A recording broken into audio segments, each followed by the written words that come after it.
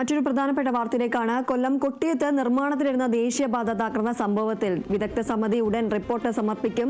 കാൺപൂർ IITയിൽ നിന്നുള്ള doctor Jimmy തോമസിന്റെയും പാലക്കാട് IITയിലെ ഡോക്ടർ TK സുധീഷിന്റെയും നേതൃത്വത്തിലുള്ള 3 അംഗ വിദഗ്ധ സമിതി ഇന്നലെ സ്ഥലം സന്ദർശിച്ച് പരിശോധന നടത്തിയിരുന്നു. ദേശീയപാതയുടെ അടിസ്ഥാന നിർമ്മാണത്തിലും മണ്ണ് പരിശോധനയിലും വീഴ്ച സംഭവിച്ചെന്നാണ് കേന്ദ്ര ഗതാഗത മന്ത്രാലയത്തിന്റെ പ്രാഥമിക നിഗമനം. ഇതിന്റെ അടിസ്ഥാനത്തിൽ നിർമ്മാണ കമ്പനിയായ ശിവാലയ കൺസ്ട്രക്ഷൻസിനും സ്വതന്ത്ര എഞ്ചിനീയറിംഗ്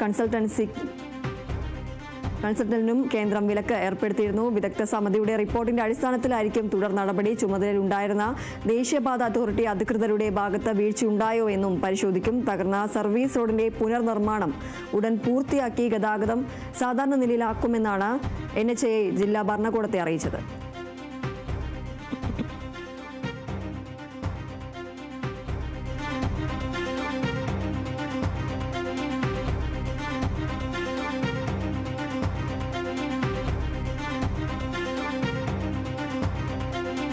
കൊല്ലം കൊട്ടിയത്ത് കഴിഞ്ഞ ദിവസമാണ് നിർമ്മാണത്തിലിരുന്ന ദേശീയപാത തകർന്നത്. ഈ സംഭവത്തിൽ ഇപ്പോൾ വിദഗ്ധ സമിതി ഉടൻ റിപ്പോർട്ട് സമർപ്പിക്കുമെന്നതാണ് ലഭിക്കുന്ന വിവരം. കാൺപൂർ IITയിൽ നിന്നുള്ള ഡോക്ടർ ജിമ്മി തോമസിന്റെയും പാലക്കാട് IITയിലെ ഡോക്ടർ TK സുധീഷിന്റെയും നേതൃത്വത്തിലുള്ള 3 അംഗ വിദഗ്ധ സമിതി ഇന്നലെ സ്ഥലം സന്ദർശിച്ച് പരിശോധന നടത്തിയിരുന്നു. ദേശീയപാതയുടെ അടിസ്ഥാന നിർമ്മാണത്തിലും മണ്ണ് പരിശോധനയിലും വീഴ്ച സംഭവിച്ചെന്നാണ് കേന്ദ്ര ഗതാഗത മന്ത്രാലയത്തിന്റെ പ്രാഥമികമായ നിഗമനം.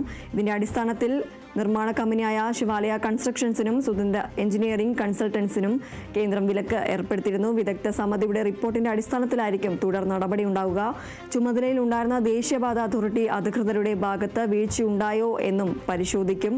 തകർന്ന സർവീസ് റോഡിന്റെ പുനർനിർമ്മാണം ഉടൻ പൂർത്തിയാക്കി ഗതാഗതം സാധാരണ നിലയിലാക്കുമെന്നാണ് NHAI ജില്ലാ ഭരണകൂടത്തെ അറിയിച്ചിരിക്കുന്നത്.